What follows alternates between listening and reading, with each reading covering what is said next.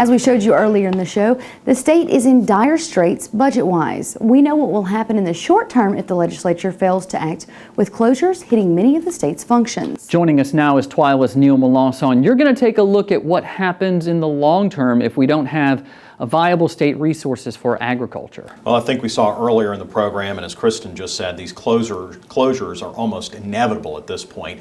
And state cuts to our services are just going to happen, and what we have now, may not be available come April. Even if by some miracle we manage to avoid cuts this year, we're looking at twice the amount of shortfall for next year.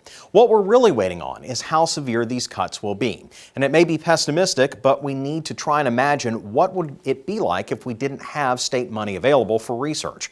What would happen? Well, not much initially, unless you're a researcher or an employee of those at research stations. That's why it's so tempting to cut it all. We saw it recently with our dairy research station in Franklinton. As dairies dried up due to a lack of federal milk marketing orders that would have stabilized prices, we lost money for dairy research. Pretty soon, the research station was just a dairy operation, and as such, it was cut because it wasn't doing research. So great, you're not spending tax dollars for no research. I wonder, though, what's going to happen when you start paying for milk to be trucked in from New Mexico or Wisconsin? See, as dairies go out of business, the milk available here is becoming a niche market, and it's that situation only. With no research available here in the state, that means in other states where they have protection on both a federal and state level, their dairies will have access to the most competitive tools available. You're going to start to pay for that when you start paying for that milk to be trucked into your grocery store over and over again. In the long run, you'll pay way more than the original taxes cost. What happens when we see that with other commodities? When our rice and sugar has to be imported because we cut the research stations that provide that literal world-class research that keeps them competitive. For feed grains, we're totally dependent upon our crops to grow fast and get shipped first. Otherwise, we drown in an ocean of it from the Midwest.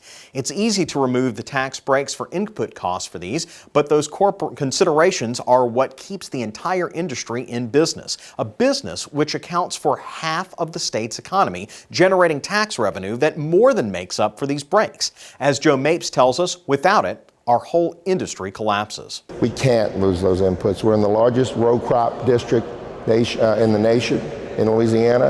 If we lose the input consideration on fertilizer alone, it would wipe out our row crop industry in Louisiana. The bottom line, if you're trying to understand what happens in the future if you cut agriculture now, is to simply look at what's happening with the state's budget. It's a mess. That's because we've restricted the cuts to just higher education while limiting our revenue stream. Now in 2016, the future is now. We've kicked the can as far as we can, and it's time to pay the piper. We're going to have to raise taxes if we want to preserve an industry that pays us back multiple times what we put into it. 10, 15, 20 years down the road, when you're paying for all your food to come from places out of state or worse, from out of the country, the paltry price of a tax raise is going to seem like nothing in comparison. In the future, when there's no research being done or physical infrastructure like mills and grain bins, raising taxes won't help because there won't be any agriculture around to support it. And yet, we will still need to eat. And guys, you know, one of the things we've seen with this is an example of besides dairy, is cotton.